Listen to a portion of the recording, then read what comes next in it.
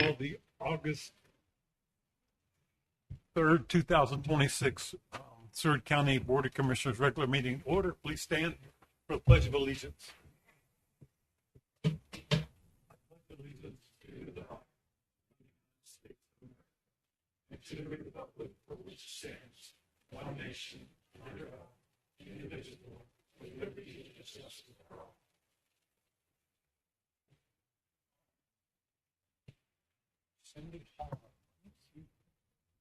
Okay. Clay, you want to lead the word of prayer, please? Yeah. Dear Heavenly Father, look over our meeting and guide us. Give us the discernment to make wise decisions and lead our county forward.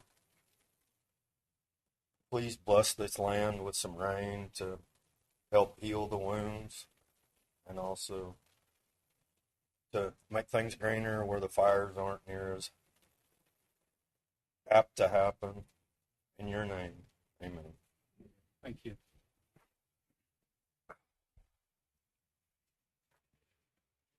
Okay, citizens' comments. Do we have any citizens that are desiring to? Okay. So please state your name and address for the record, and you have 5 minutes unless extended by a majority of the commission. Good evening. My name is Aubrey Lumblade, and I currently reside in Sublette, Kansas, but I grew up in this county, and I currently work here as well. I want to start off by addressing that I am the daughter of County Administrator April Warden. I will not hide my connection to her, as I am proud to be her daughter and would never fear the scrutiny that may come from speaking my truth about the way the last year has not only affected her life, but mine and my family members as well. I was raised in this county on a small farm just outside of town. I was taught hard work, dedication, and integrity from a young age, which differs from many in my generation. My parents raised me with values and morals that I believe have led me to become the person I am today and allowed me success in my endeavors, whether that be my current job position or the small family I am currently raising. I bring all of this up because there have been multiple instances in the last year where my mom's integrity and character have been questioned. Is my mother human? Yes. Is she perfect? No, because no one is. She makes mistakes just like the rest of us, but she should not have to live in fear of being chastised for being human every day. In every instance where she has misspoken on a topic, whether that be dates, numbers, or factual information, she has admitted when she was wrong and made a statement correcting it. She has not made these corrections on platforms that continue to criticize her, and therefore these platforms decide to inform the public that she continues to make false statements with no corrective action. This makes their statements false. My mother grew up in this community and has served this county since I have been alive. There have been times when she has put the needs of the county before her own, because she has the heart of a servant.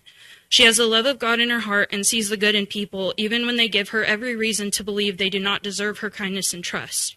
As many in our local church, First Southern Baptist, have said over the years, Jesus loves you and so do we. I've come to believe that my mom lives every day with this motto in her heart. She helps others without getting acknowledgement. She helps others without getting anything in return. People do not see all of the kind gestures and extra time and effort that my mom puts into others because she does it without seeking attention and reward for her actions. That is the true meaning of a giving and faithful heart. From the time I was a child, my mom has worked countless overtime hours for the county, putting in long nights and showing up and working every event she could. In the last year, she has worked relentlessly to provide community members with information for open records requests while still trying to maintain her daily duties of overseeing county business and providing research for the commission. While some have pointed out that she makes a comfortable amount of money and gets more than plenty of her fair share of time off, they do not know the sacrifices that she has made to deserve all of that. She has worked for the county for 25 years. In that time, she has served as the Deputy County Clerk, Finance Coordinator, Executive Assistant, Interim Activity Center Director, Human Resources Director, and County Administrator. When she originally took the administration position, she was still required to fulfill her duties as Human Resources Director. She was working 2 jobs for the price of 1. She did this for almost 8 years. All of that while making less than the previous administrator. However, some seem to think that even when you work hard and are dedicated to something for years, you should not reap the rewards on which you deserve. She has taken time away from her family to make sure she is prepared for whatever curveball is around the next corner. My mother is my biggest supporter and of her entire family. She is my village. During the last year, my grandfather, whom many in this community knew, was slowly on his way to meeting our good Lord. And my mother and father, along with a select few others, primarily took care of him. He also passed during this time, and because of everything going on, the day of his funeral, she still managed to show up to the commission meeting per request from the commission. She's had to take time away from her newly born granddaughter and grandson, along with her oldest grandson, whom she used to spend almost every weekend with, because she is purely exhausted from the constant mental games that certain individuals have decided to play, and the physical hours that she has worked to make sure all of her work duties are fulfilled, along with any extra requests asked of her. It is hard as a family member to watch the disgusting actions of others abusing their platforms as a means to gain whatever motives they seek. At this point, I cannot tell you what the motives of those against my mother are. I do not see what they seek to gain from trying to push her out of an office which she has held for so long. I do not understand how my mother has been in this position for as long as she has, served under some of these people who are trying to bring her down, but suddenly a new commissioner comes in and she is deemed a corrupt monster. Todd has taken many shots at my mother since taking his reign on the commission. Many of these I will not share for the sake of keeping my family's private life out of public crosshairs. However, she has not faltered, and to me that makes her a warrior. Someone who is guilty of all that she is accused of would have quit a long time ago or lashed out, showing an admission of guilt. The fact that she still stands today after all of these hurtful and degrading shots at her reputation shows that she has faith that the truth will rear its ugly head and prove her innocence in these dark times.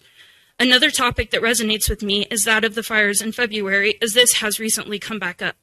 Growing up around farmers and ranchers, I know the hardships they face on a daily basis without the fear of a raging fire racing towards the history and livelihood they have worked so hard to maintain and build. From the time my mother took her position as a county administrator, she's had a radio. Mind you, sorry. So, if we want to, if at least your 5 minutes are up, do we have a problem continuing? It'll only take a couple more minutes. We're good. Go ahead. So from the time my mother took her position as a county administrator, she has had a radio. Mind you, I am not sure what channels she had access to. However, I do know that any time there was any type of major fire in our county or surrounding counties, she was always made aware and was always willing to help. I remember her receiving calls from the former fire chief letting her know what was going on and how she could help. Her and the former fire chief used to have a positive work relationship. But again, that was squandered once a certain commissioner, Todd Stanton, came into office. How odd. She had a radio not for speaking into, but to listen so she could help coordinate resources. This sometimes meant reaching out to other counties for assistance, calling farmers and ranchers to let them know where the fire chief had requested assistance, or sometimes it meant coordinating the small gestures like getting food and water out to the firefighters who were risking their lives for the sake of the rest of us. I know many people who thanked my mom for being so diligent and quick to communicate any changes she was aware of, which helped in farmers and ranchers' efforts to stop the fires and protect homes, livestock, and other structures. I know people who believe that if it weren't for my mom and the commission pushing to get her a radio, then more structures and lives could have been lost that day. All in all, I came up here today to speak about the true character of County Administrator April Warden. I think many in this community could attest to the many of things I've stated here today.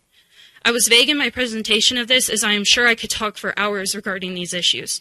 I am sure what I have stated will be criticized and demeaned in any way possible. I will not be surprised if my mother is attacked over some of the things I have said here today. I will, however, let it be known that I am not a surrogate of this information. I am my own person, and I have my own opinions. I do not have to speak for others because they are able to do so themselves. I will not be a keyboard warrior and hide behind a petty show or social media account. I, as a former member of this community and as a working citizen of this community, urge Earl Watt to show his face at a commission meeting and use his physical voice to talk to these people face to face in a public setting so they can defend themselves or their actions in real time, without time for words to be twisted or manipulated. I also want to show my support to Steve Helm and the three commissioners, Hyro, Clay, and John, for seeing for themselves the truth as it is and not the mistrust and hate that has been showcased in the media. I think it should be blatantly obvious to the community that the three former commissioners and the three new commissioners are all individuals with different backgrounds, ethnicities, cultures, morals, values, and beliefs who all have their own opinions regarding issues. If my mother was truly the problem, don't you think that more than one of the commissioners would have an issue with her? Seems to me like there is one commissioner who is the problem. I would also like Todd to speak on what his agenda coming into the commission was and what he has done to make a positive impact with his time here. I am sure the suggestions he has made about bringing in a CFO, changing the budget method, and other topics will be brought up. However, I ask, what has actually been done to show the other commissioners the positive impact of taking these actions, and what research have you done yourself that was not done by others supporting these actions? Also, if you have done research, has it been shared here or only on media platforms? You have made it known that you feel that administration has misled the entire commission with misinformation, but what are you doing in your own time to research topics yourself? Because to me it seems you continue to rely on her doing a majority of the work while complaining about the service and resources she offers. If you so choose to respond to my questions, please do so tonight, so that the answer may be truthful and unmanipulated up to this point. Thank you, Commissioners, for allowing me to speak. Thank you. Do we have anyone else? Chairman, Please state your name, address, and 5 minutes unless extended by vote of the majority of the commission. Chairman Helm, if I may, did you dial in the attorney? Or should be on the line. Is he? Eric? I'm sorry. Eric. Eric this evening. But did he dial? I dialed this. No one's. Eric, are you there? This is Eric Turner. I am here. Oh, Eric is there. Very good. Thank you. Okay, my name's Rick Madden, address 1509 Fairview. I think there's a problem with item 7 on your agenda tonight. For some background, you might note that the employee's salary or employee's status change dated March 3rd shows Brock Piner as Assistant County Administrator and has his pay returned to landfill with the notation, budget returned to RNR, return pay to landfill. The line indicating that Brock's new position would be was left blank. Certainly that doesn't indicate that he was going back over there to be the director of the landfill. 2 weeks ago, County Attorney Forrest Rhodes admitted that Brock Thiner has also been functioning as the assistant county administrator, although his pay was being taken from the landfill. When Brock's pay was transferred back to the landfill, they did start taking it from the budget line for Tyler Antrim, who is the true department head at landfill, since January 1st of this year.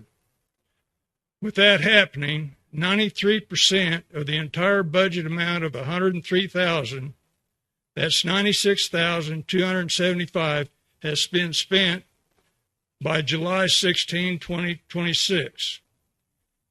Then, item 7, the employee status change made by Administrator April Warden on July 27th shows that Brock Thiner's present position as landfill director and his proposed position be assistant county administrator. Brock was not the landfill director on July 27th or at any point between March 2nd, when his pay was transferred over to the landfill, and July 20th, the commission ordered that it be returned to the general fund. So what you're trying to do is unethical, and you're going to be over budget trying to fulfill Tyler Antrim's salary for the rest of the year. This whole mess shows the county should have a CFO to stop this kind of situation from happening again. Take money from one fund you want and don't worry about the budget. In conclusion,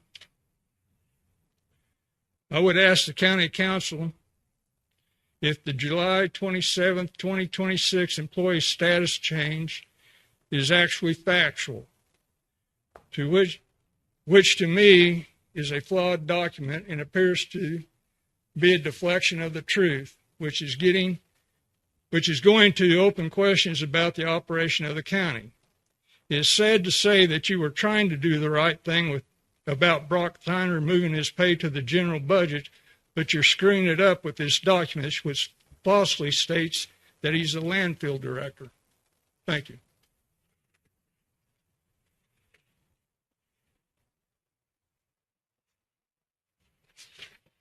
Okay, do we have anyone else? Same rule, state your name and address in 5 minutes unless extended by a vote of the majority. My name is Carolyn Huddleston. I live at 316 West 7th Street in Liberal, Kansas. And I'm here tonight to express concern about some things Commissioner Helm said 2 weeks ago during the commissioner comments time. I can understand that he felt upset that a recall petition had been filed, and it might seem like he had been singled out. My first handout is a copy of the Code of Ethical Conduct for County Commissioners, which is published by the Kansas County Commissioner Association. There's a link for this at the county website, and I show you commissioners where on the second handout. Back to the Code of Ethics. I'd like you to notice Principle 2, the very first point, which you'll see highlighted. A county commissioner should model decorum, respect for others, and civility in all public relationships. Notice this says public relationships. If Commissioner Helm wants to vent to his sister, his neighbor, or a friend, I wouldn't have anything to say about that. But from his chair on the commission, he represents the county and is expected to maintain a higher standard. My next handout was pulled from the transcript of the last commission meeting. I noted where you can go in the video to see and hear this for yourselves. Anyway, let's start where Commissioner Helm says, look at the 3 petition signers. Notice this isn't 3 random citizens he's going to criticize and humiliate. It's those persons who exercise their civil rights in bringing the recall petition against him. Helm goes on to attack B. Simons first. B ran against him in the Republican primary in 2024. I think it's fortunate that Chairman Helm was going to, quote, put it mildly, unquote, because I'd hate to hear the scathing version. Here's the quote, friends. Chairman Helm's exact words, quote, to put it mildly, he got slaughtered in the election, so was he a sore loser?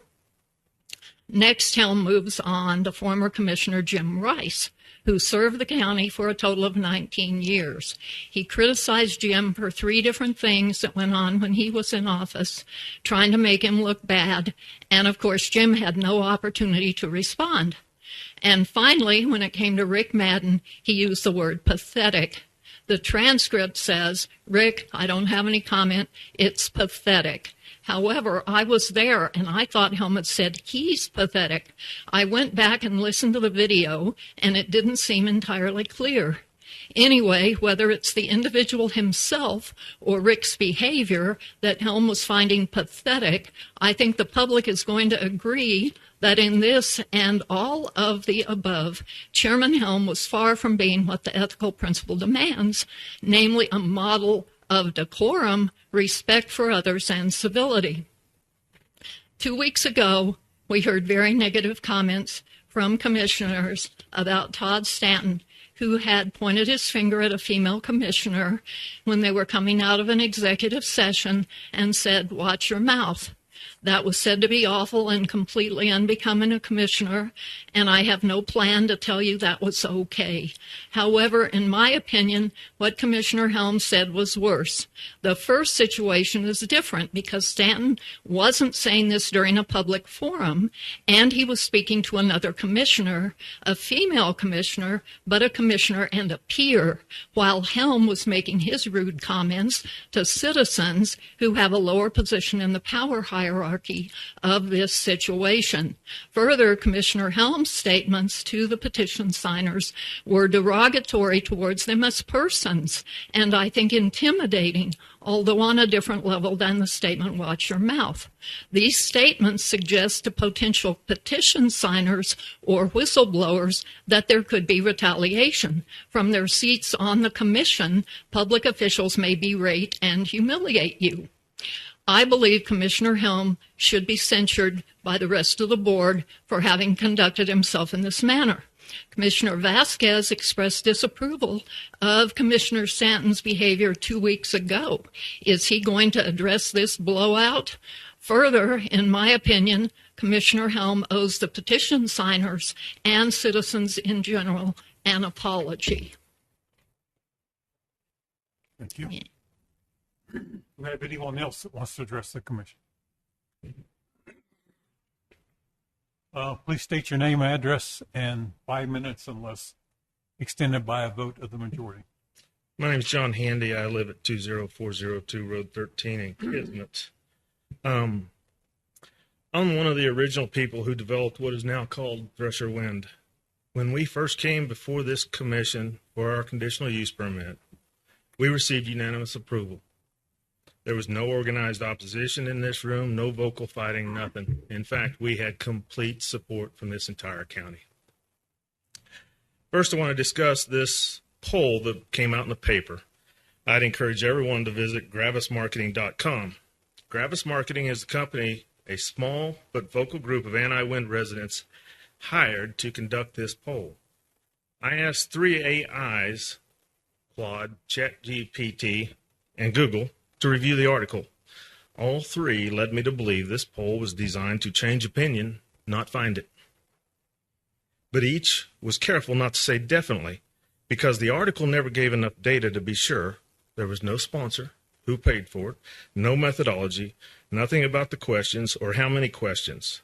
None of what a legitimate poll discloses. Now, in a 300-page word article, you're not going to get all that. So, I contacted Gravis in their chat box and asked who commissioned the poll, where the data was, could I see it as I have an interest.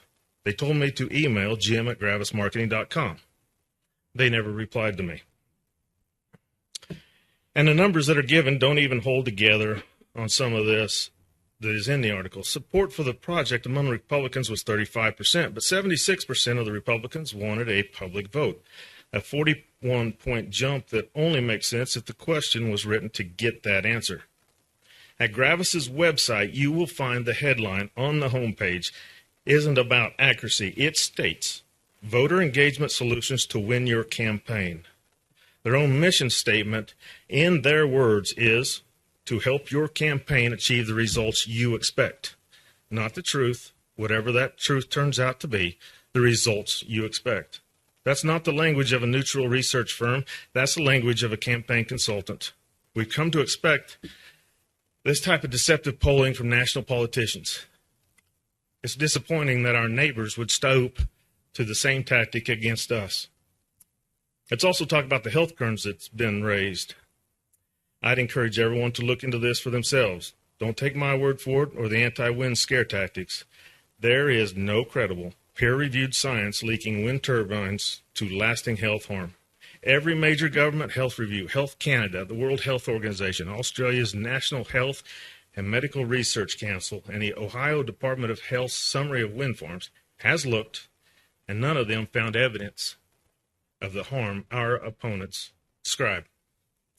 For instance, the country of Denmark has roughly 10 times more turbines per square mile than Kansas. And instead of a health crisis we're being warned about, Denmark just ranked the third happiest country on the earth. Montezuma is home to Kansas's first commercial wind farm in 2001. Exactly the kind of project our opponents say bring nothing but problems. If that were true, Wright County should have been the last place in the state willing to add more turbines. Instead, they approved and built a second wind farm in 2012. And now a third one has been approved. This same project, Thresher Wind. The county that's lived with wind developed the longest in Kansas keeps saying yes to more of it. Something isn't adding up with all the anti-wind scare tactics. And polls can be designed to get almost any answer you want, and I can prove it. By turning the same technique on the anti-wind argument. Poll your county employees on whether they'd support the kind of economic growth a wind farm brings, growth that finally lets their pay keep up with inflation and eventually catch up with counties like Finney. And I'd wager well over 72% of those employees would be for that wind project. Poll the grandparents of this county on whether the good jobs a wind farm brings would let their kids stay local instead of moving to Oklahoma City, Wichita, or California. And you'd be much higher than 72% of grandparents supporting the project. Seward County has a choice. This commission can lead this county to a better economic future built on new businesses like this wind farm, one where tax base helps carry the cost of roads, schools, and county employee pay instead of leaving that burden to the residents alone, where our kids and grandkids can find good jobs close to home, or can pass up that opportunity and leave residents carrying that load by themselves. Thank you. Anyone else? Name and address in 5 minutes. Unless we vote to extend it. Ryan Martin, 7227 Heather Ridge Avenue, Liberal, Kansas. Guys, I don't have anything prepared. I spent all day driving yesterday in from Utah, and I thought, well, you guys have heard my prepared stuff before, and I'm just shooting it off of the heart. Of course, that I'm, before I do that, though, guys, I got 6 kids. And in the raising of 6 kids, if any one of them had the disagreements that you guys have had, I would grab them by the arm, put them in the corner, and make them look at each other until they had something nice to say about each other. And don't make me do that. So, anyway, back to the wind. Of course, you guys know my stance on the wind is I do not approve of it. I do not like it. Do not like the looks of it. Do not like the health aspect of it. Do not see an economic benefit of it, especially when there's a 10-year tax abatement on it. How in the world can you call that economic development when you have a 10-year tax abatement on it, not receiving any tax money? The second part of it is even they say they'll have 3 to 4, actually I think 2 to 3 people hired to take care of the wind farm. Well, they're not all going to live in Seward County, and that's not 2 to 3 people per county. That's 2 to 3 people for this area. Most of the windmills are run off of telematics, or they'll be able to turn them on, shut them off from wherever else. There's not going to be a flood of people coming in, moving in here to work on the wind farm. There is zero other industries that come in here because of the wind farm. It's not like oil and gas, where we had oil and gas, and then we had drilling companies and roustabout companies and saltwater companies. There's nothing else for it. I mean, right now we're on the fringe edges of in Washington, we're right there at the point where they're losing subsidies. They will not operate. They cannot function without government subsidies. And here we are at the point of debating whether we should have them or not, right when they're on the edge of losing subsidies. I mean, I find that ridiculous. I mean, if they don't get the why would we want to put them in here? And then 5 years from now, 3 years from now, the subsidies are completely gone. And then they can't make it. They're not here to stay. They're here to build a wind farm and sell it off. They're wind developers. They're not wind farm operators.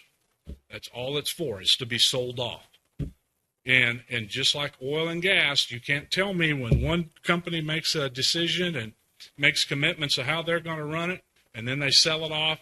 You can't dictate what that other company is going to do. You can put it in contracts. You can do whatever you want, but it will not happen. I mean, I find that this is extremely dangerous. We're already at a time on the subsidies where if construction hadn't been started July 4th, I think it's July 4th, 2026, that they won't be qualifying for a tax credit. Well, the only way that they're going to qualify is where they went around and poked a few post holes and poured a little bit of concrete, that if they do get in, that they'll bust that all out and re-pour the concrete and re-pour their foundations. It's just to mock up a sign of starting work when it hasn't even been approved yet. So, gentlemen, I feel like we're at a tough decision, but there's a lot of other economic things that we can be looking at that have a better future to it than this. And it's pretty sad whenever we have a company come in that in their CUP has to have part of their CUP about the decommissioning. Well, that right there would go to show you that they don't have a whole lot of faith in the longevity of it. I mean, when National Beef came in 1969, I'm sure the Jacobs family didn't have something about decommissioning or shutting down the packing plant. If you're going to put up a business, you ain't thinking about how it's going to fail and what you're going to do if it's going to fail. You're looking at how to make it work. So I urge you to consider this and think this over. Guys, when it's all said and done, just drive through the Oklahoma Panhandle, Texas Panhandle, and just look at the total eyesore. That's what it boils down to. I mean, we chose to live here. I just came from Utah, drove through Colorado, and, we could have lived in mountains, lakes, streams, rivers, everything like that, beaches, but we chose to live here for a sunset and a sunrise, one of the most beautiful ones there is, and we, for God's sakes, don't want to screw that up. Thank you a bunch. Anyone else? Okay. Do we have any additions or deletions to the agenda? Commissioner Helm. And so we have the one. Yeah. Oh, go ahead. So does that go in the, but to make it separate item, does that be added to the consent agenda? Normally it's in the consent agenda, Right. but it did come in after the agenda was already done. So I think it'd probably be best just to make sure we're doing it correctly to add it as an agenda item. Okay. So do we have a motion to add item 3A as the it's a road crossing or a road construction, right? Permit for E.J. Hugerton Devco LLC. Do we have a motion to add that? So moved. Have a second? I will. Motion by Commissioner Metlin, a second by Commissioner Lauterbach to add the permit for construction of facilities in and through county road and or right of way for E.J. Hugerton Devco LLC. All in favor? Motion passes 5-0. Now do I have a motion to approve the amended agenda? I will. Have a second? Second. Have a motion by Commissioner Lauterbach, a second by Commissioner Stanton to approve the amended agenda. All in favor, raise your right hand. Motion passes 5-0. Item 3, new employees. Oh, we may have one present. Huh?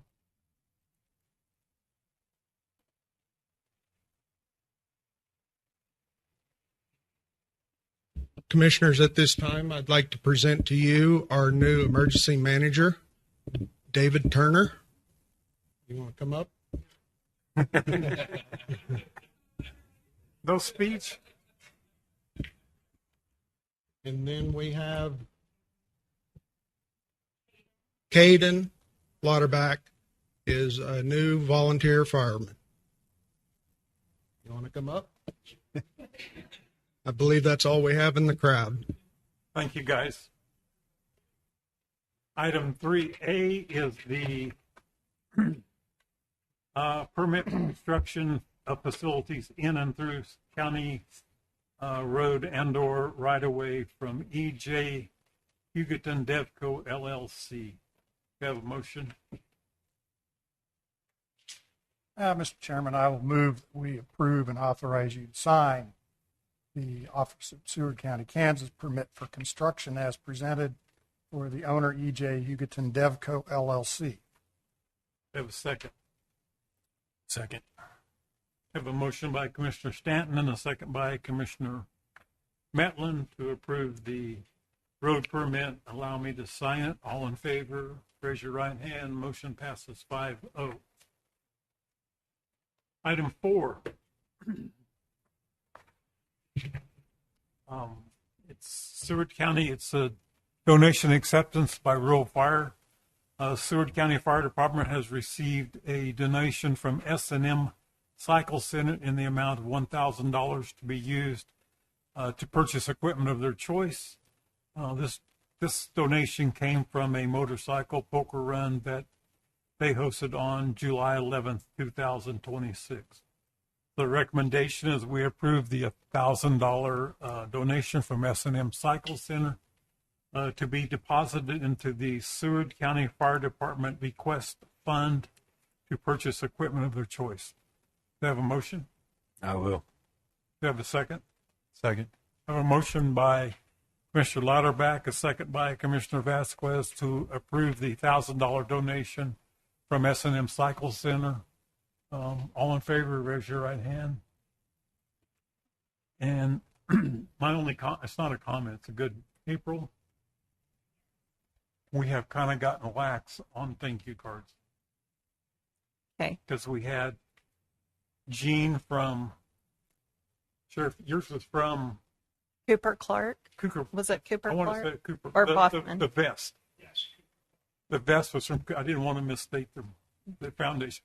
But, you know, we have them, and then we have S&M, and Yes. I will bring those to the next we're going to commission have meeting. Seaboard for the pork burgers, just they can advance. But I think it's important. Eric Turner. Has left the conference. I just think it's important that we acknowledge and thank the people of Seward County for their donations, for things, for positive things for Seward County. Okay. Item 5 is the C Community-Based Corrections Corp Financial Fiscal Year 2026 Year-End Outcome Report.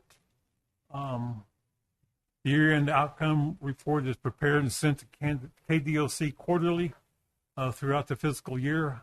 However, the final report must bear the signature of the Board of County Commission chairperson as of the agency's host county. This is Seward County.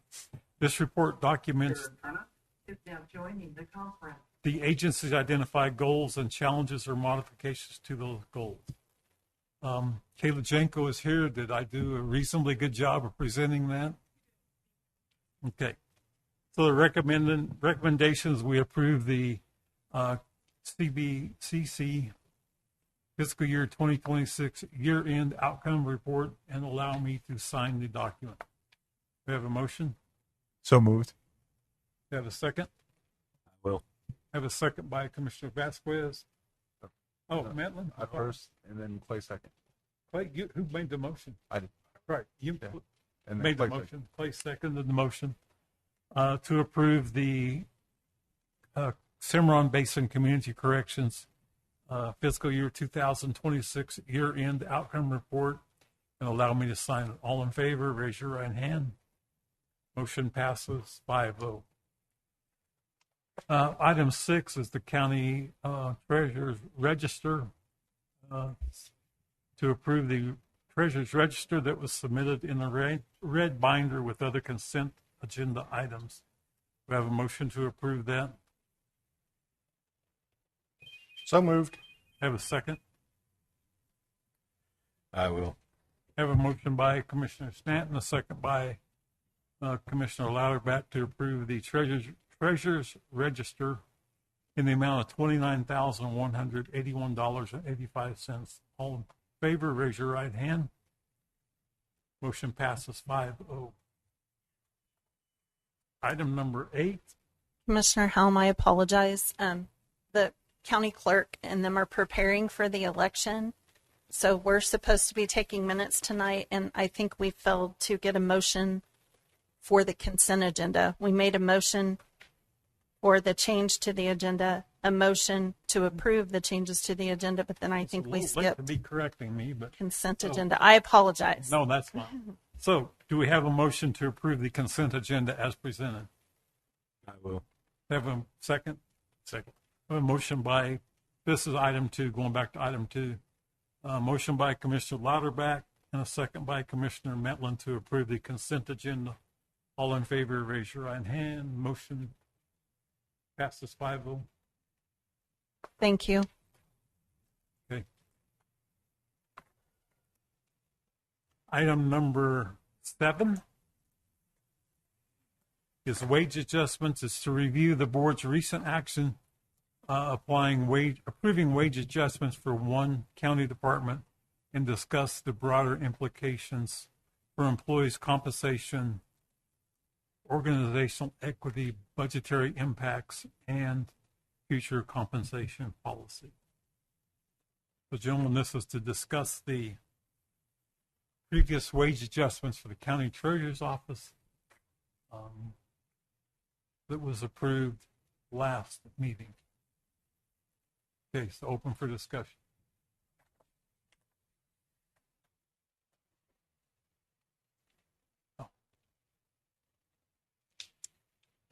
Earlier, I gave you all a couple of forms, schedules. One schedule is detailing a 3% raise across the board. There you go. A 3% raise across the board for every department. It shows the 3% increase along with the 6.2% for FICA, the 1.5% for Medicare, the 10.44% for CAPERS, and the 24.51% for KPNF.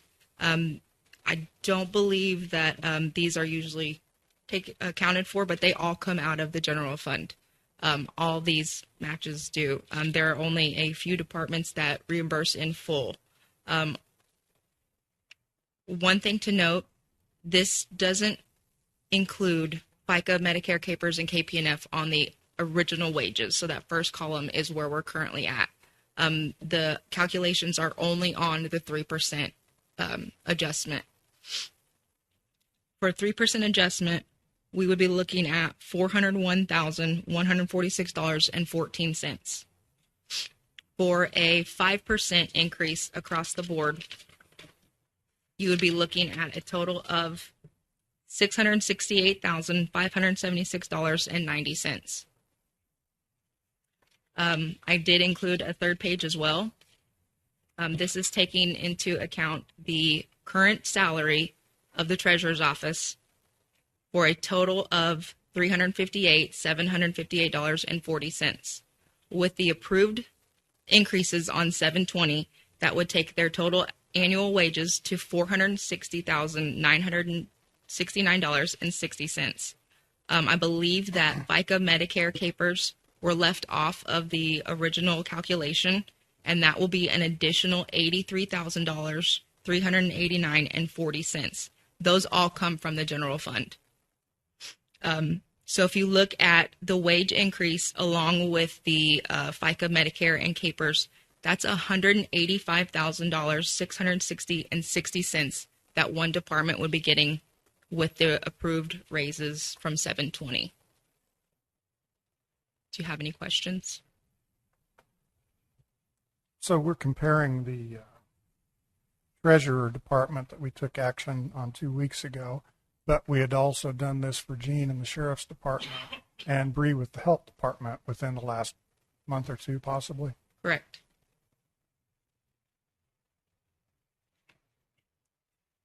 But was not the difference they absorbed employees to come up with that raise? Yes.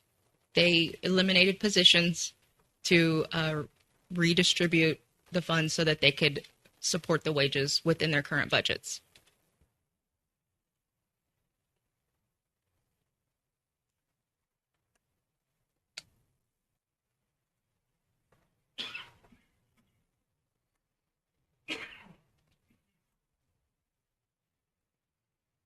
Are these figures we should just take under advisement for use in our budget work sessions coming up? That was my suggestion.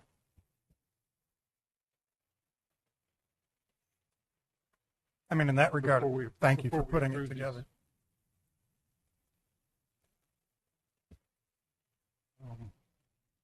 What did you say, the last part, Tom? No, I was just thanking her for putting the numbers together. Oh, I thought you said something about the budget. So just one question, Angela, on health and sheriff, is this an additional 3% from where we moved them? Okay, so this is not reflective of what we did 2 weeks ago, or 4 weeks ago or 8 weeks ago. Okay.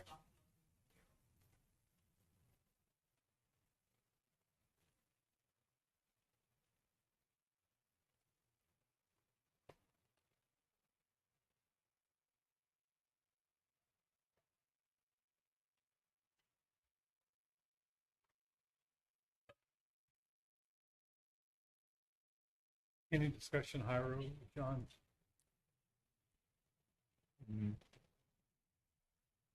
Well, I'm just kind of curious, like what we passed a couple weeks ago, what percentage increase that represents, if it's close to 3 or No, more than like that. across the board, it was 30 to 90% increase? in kind of round numbers. Too much. Probably across the board, 30%.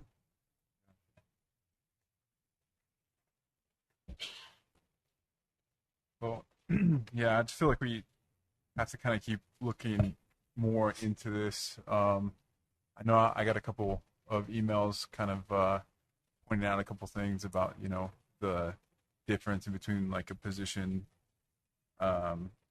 in like this department compared to another one where you need several years of like medical school and specialized training and everything like that, which I'm not saying that here in the treasurer's office they might not have some sort of accounting schooling or anything like that, but yeah, I think we really need to look at this because I don't think it's really fair to when you break it down in a percentage, especially if it's that much, 20.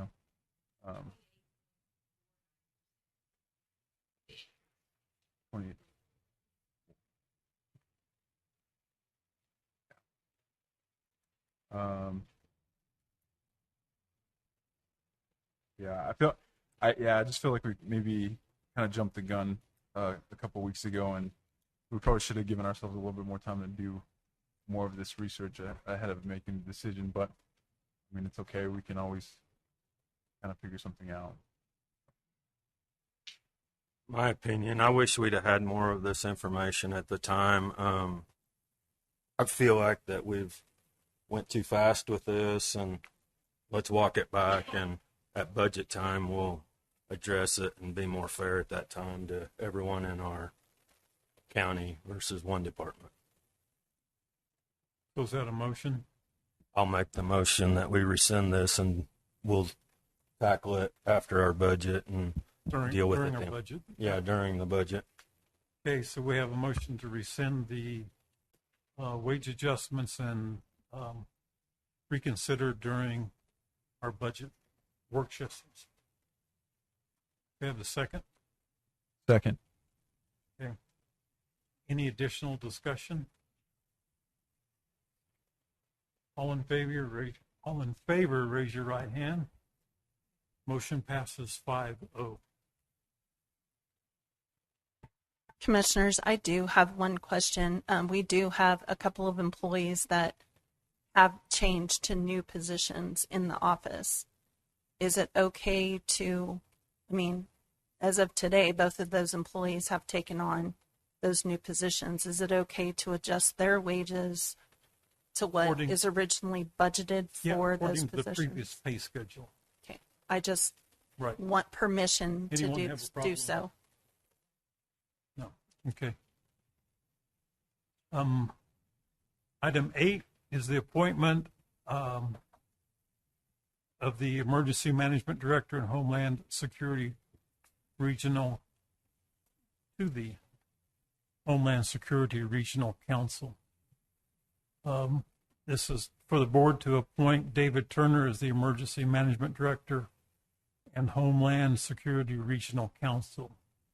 Mr. Turner became the Emergency Management Director on 7/21/26.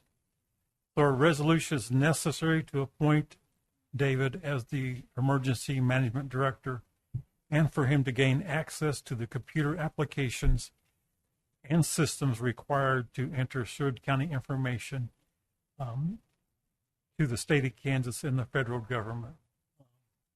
To approve Resolution 26-15, appointing David Turner as the Emergency Management Director for Seward County, Kansas, and to allow the chairman to sign the letter appointing David Turner to the Homeland Security Regional Council. Do you have a motion or discussion? Well, Mr. Chairman, I will move that we adopt Resolution 2026-15, appointing David Turner, formerly the Emergency Management Director of Seward County, and authorize you to sign the letter presented dated August 3, addressed to Kansas Homeland Security. Do you have a second? Second. I have a motion to approve Resolution 2026-15 and allow the chairman to sign it. That's appointing David Turner as the Emergency Management Director for Seward County, Kansas, and appointing him to the Homeland Security Regional Council. All in favor? Raise your right hand. Motion passes 5-0. Guess you're on board, sir. Item 9 is Brock Thiner employee status change. It's the employee status change, moving Brock Thiner's salary from landfill to the general fund. We approved the transfer last meeting, 7/20. So this is authorization for the chairman to sign the approval of the employee status change form for Brock Thiner, and the form be placed in Brock's personnel file. Do you have a motion? Do we need to change the language on there? Does it? Commissioners, there was no type of deception trying to happen here. We invite you to put the titles in there that you want read on the employee status change. We paid Brock out of the landfill. We are transferring that pay as of July 20th back to administration general fund. We can change the status change to read assistant administrator on both lines if you so choose. Yes. It's just we're firming up transferring us to the assistant administrator. So What's the harm in just changing the language to assistant? I don't care. There's no harm whatsoever. So changing both lines to assistant administrator. Assistant administrator, landfill assistant administrator, county administrator. And Angela, our HR director, will go get that form corrected and have it available for your signature tonight. Okay. So we're making a motion to, Yeah, I'll make a motion to improve the employee status change with the exception. It says assistant administrator. That fails to assistant administrator, county. okay. Do I have a second? Did you do it? No. Go ahead. I will.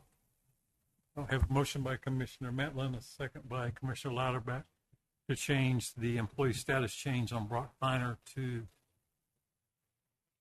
assistant county administrator or assistant administrator. Is that correct? Assistant landfill. This was the previous time, right? Previous title was, He was previous landfill director before you guys did all of the, well, and you three weren't here, but before all of the promotions were given. So I think for clarification purposes, it would just be easiest to say assistant county administrator on both lines. okay. All right. So it would be, we'll change the employee status form to assistant county administrator on both lines. All in favor? Motion passes 5-0.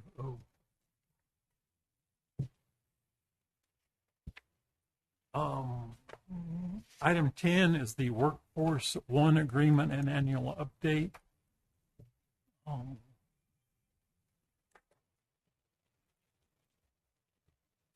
So, April, do you want to kind of explain this in a condensed version?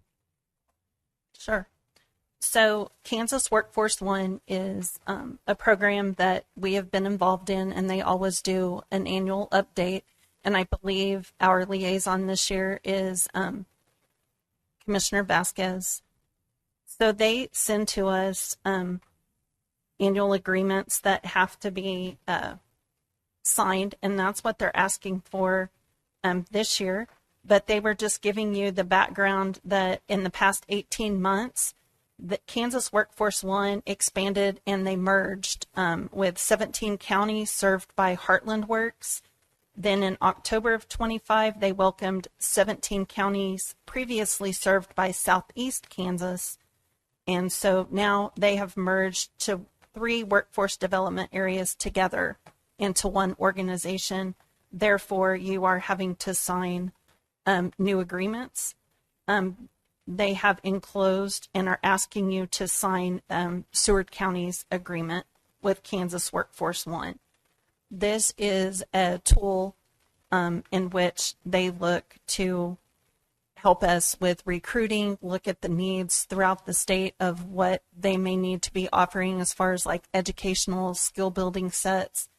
They help with recruiting efforts. They help I kind of think of it as kind of like what a temp service kind of does. They post jobs and they help us look for candidates that they have in their system. And so it is a HR tool, and they do ask that we have a liaison that we appoint every year to Workforce One.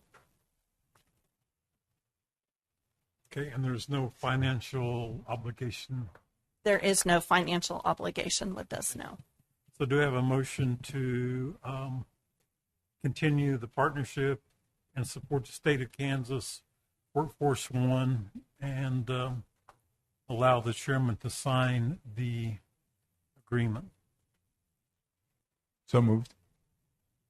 Okay, do I have a second? Second. I have a motion by Commissioner Vasquez, a second by Commissioner Metlin to approve the local workforce development agreement and allow the chair to sign it. All in favor, raise your right hand. Motion passes 5-0. Item 13 is a temporary part-time employees. 11. I'm sorry, 11. I'm looking at it. It says 11. You're all right. It's temporary part-time employees. I was confused because Angela's turn and she. Yeah, we put her to work on something else, Okay. but So this is for to allow the various departments to employ part-time when an employee quits and we need them for training or other help till we get a new employee or help with training or things like that. This is to allow the departments to train them. Is there, and I didn't see it, there's no hour limit or time limit or.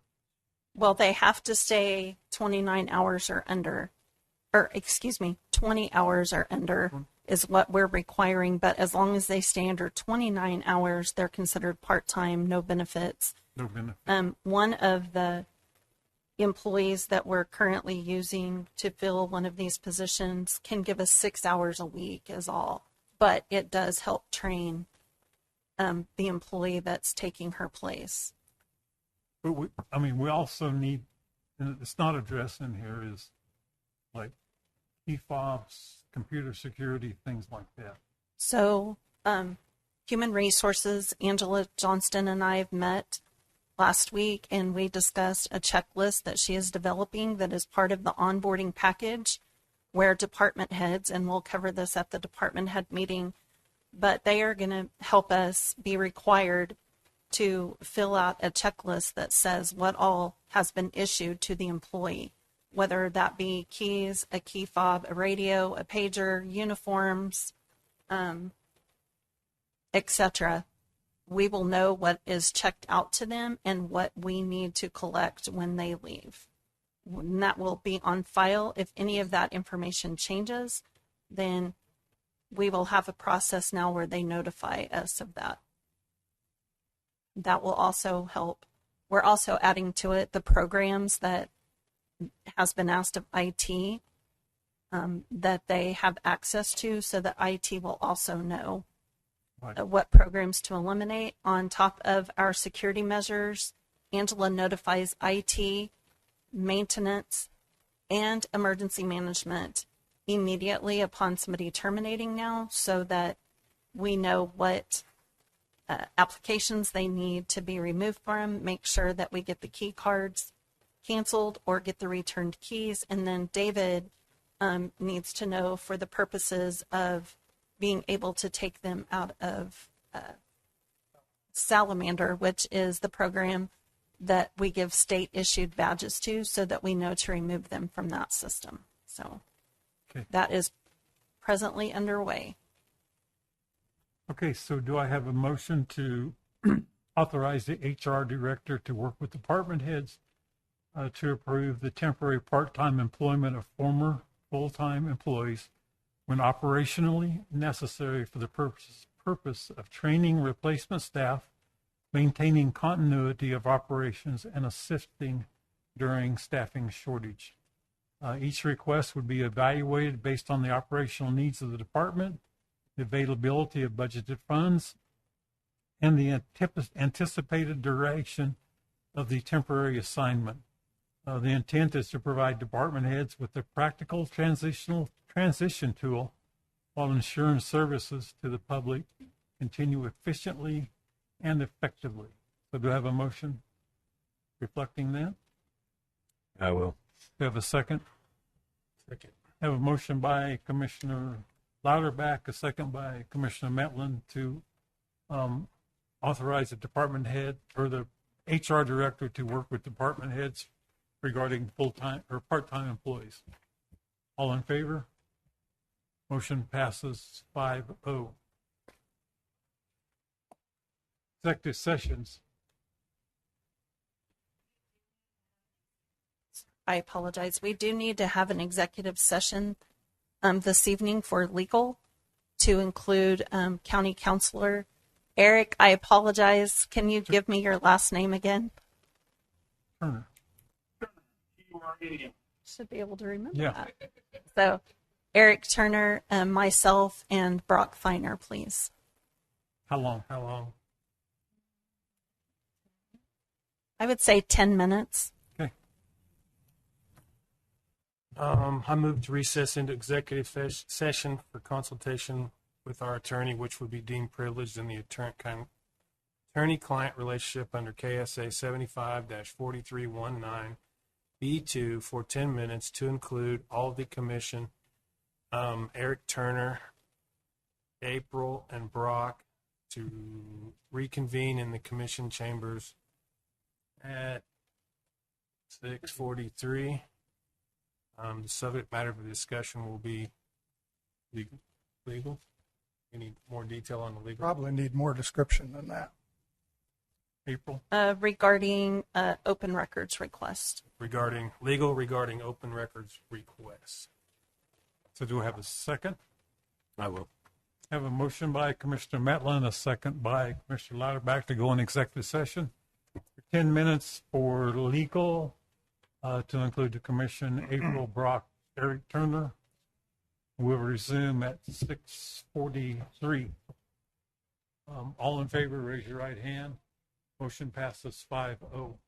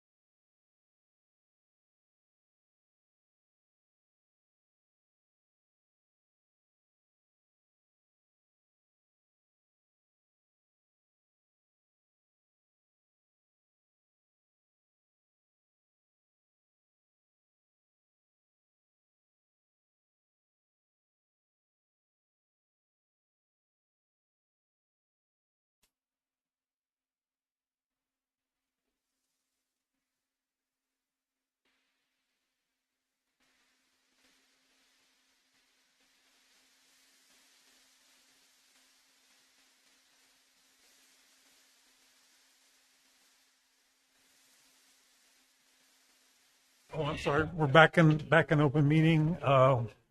No action taken, and we need to extend for additional time for this topic.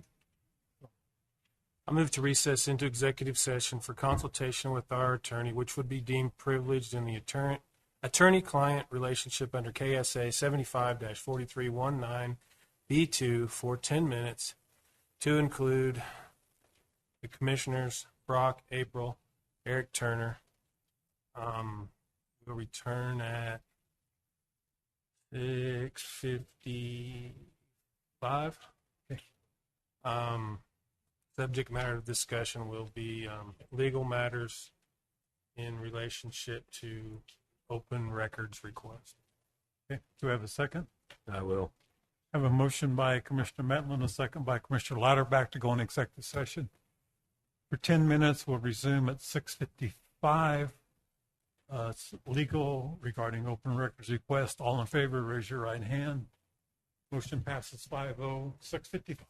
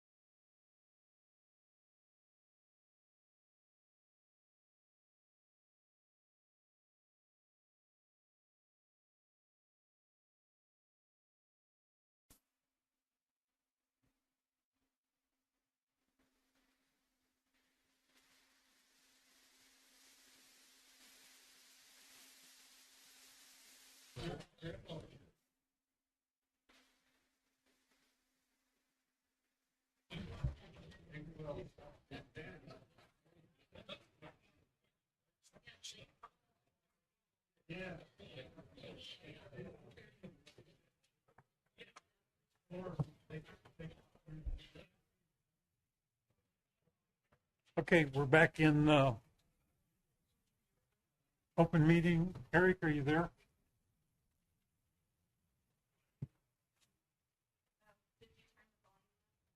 I just muted it. Okay. All right. Eric, are you there now? Yes, I'm here. Very good. Okay. Item 13 is administrative comments. Commissioners, I apologize for not getting our weekly updates from myself, Brock, and Angela sent to you. I was ill on Friday, but I will get those sent out tomorrow morning. Commissioner comments.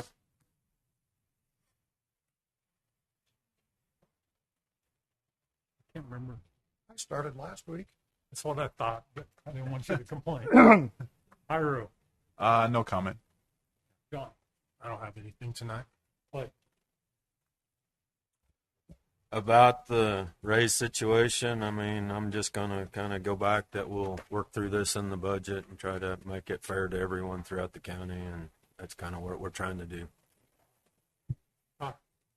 I just have a couple of things tonight, and these aren't directed at anyone of a particular belief or a particular thought here, but I think it's important for us to keep these in mind. These words were written in 1859 by the Kansas Constitutional Convention, and they were adopted as the second and third clauses of the Kansas Constitution Bill of Rights. The first one I'm going to truncate. It says, all political power is inherent in the people.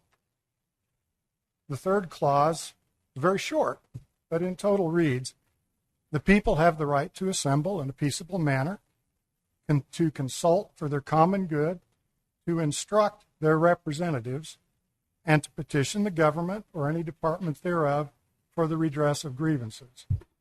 These are very important rights to everyone, and we have to keep that in mind even when we disagree with people. That's all. Okay. I don't have much except tomorrow is primary election day. I know Stacia was setting up this afternoon, so encourage all to vote. Go out and vote tomorrow, August 6th, Thursday night. You get to see how bad the commissioners can cook. So pork burgers at 5:30. Okay, so We will, for commissioners, we will be heading out there at 3, setting up, getting the grill started, and we'll probably start grilling at 3:30 because the majority of your crowd comes through at 5:30. So. And it's important not to keep people waiting like we have had once. Yeah. So with that, I'm good. Do I have a motion to dismiss? No. Oh, no suggestion cards. I'm sorry.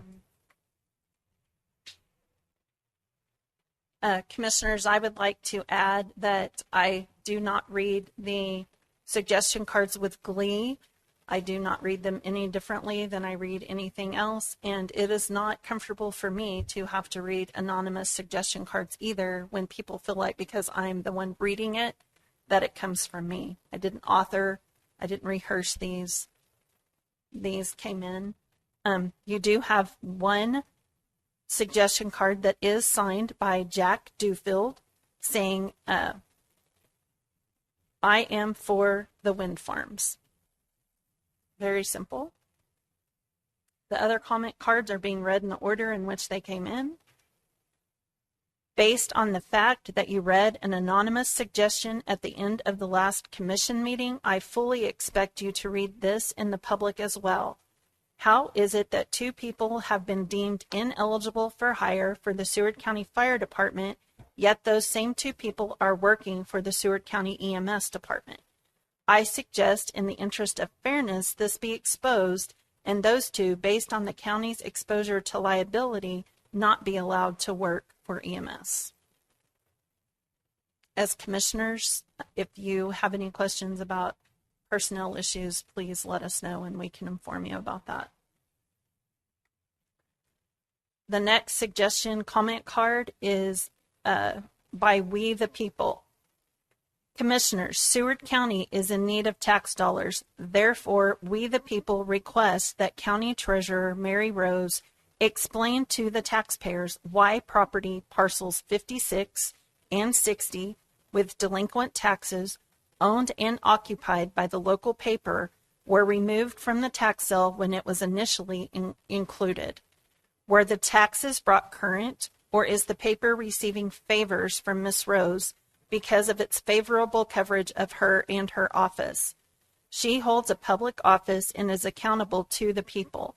Because of recent events and because of the association between herself, Mr. Watt, and his wife in the local GOP party, are deals being made. The people demand an explanation, and as commissioners, you should as well. And the final comment card. Mr. Helms stated that Commissioner Stanton tried to get criminal charges filed against County Administrator April Warden at the July 20th, 2026, and can be heard at the 2nd hour, 5 minutes, and 45 seconds on the video recording of the meeting, which everyone can go back and watch for themselves. Stanton denied it flatly and immediately. That denial does not hold up against what actually happened. On July 29th, 2025, a meeting was held at the Administration Building with April Warden, Brock Theiner, then Commission Chairman Scott Carr, and Commissioner Stanton in the room. After hearing Todd Stanton had accused Miss Warden of going to the sheriff, actively seeking charges, Miss Warden confronted Stanton directly about going to Sheriff Gene Ward to file criminal charges against her for misappropriation of county funds. Stanton denied it to her face, telling her those words did not come out of my mouth, and told her to get Sheriff Ward over there himself. That was a mistake because Sheriff Ward did come to the meeting, and with Brock Theiner, then Chairman Carr, and Stanton himself standing right there, Sheriff Ward said it plainly. Stanton had come to him and asked that criminal charges be filed against April Warden. Stanton's own witness confirmed the very accusation Stanton was denying to his face in the same room, and now 1 year later publicly denied it. Then Chairman Carr told him directly that he had no such authority to act alone. This wasn't a judgment call Stanton was entitled to make by himself. No one else in the county administration and no one else on the commission knew Stanton was working behind their backs and then went to law enforcement to try to bring criminal charges against the county administrator over it. Sheriff Ward, Brock Theiner, former Chairman Carr, and April Warden were all in that room. 4 people heard the same thing happen. Commissioner Stanton's public denial and what actually took place in that meeting cannot be both true. One of them is not the truth, and it isn't the version told by 4 witnesses and the sheriff himself. If anyone on this commission doubts what I've just described, don't take my word for it. Ask Sheriff Ward. Ask April Warden. Ask Brock Theiner. Ask former Chairman Carr. They were all there. They can tell you themselves what happened in that room. If Stanton will lie about something so easily proven false, what else is he hiding and covering from the public? By the way, the funds Stanton accused of being misappropriated weren't. That's all of them? That is all of them. Do I have a motion to adjourn? So moved. Do I have a second? Motion by Commissioner Vasquez, a second by Commissioner Matlin to adjourn. All in favor, raise your right hand. Motion passes 5-0. Commissioners, please do not leave. Oh, we yeah, we have have the book. stuff for everybody to sign.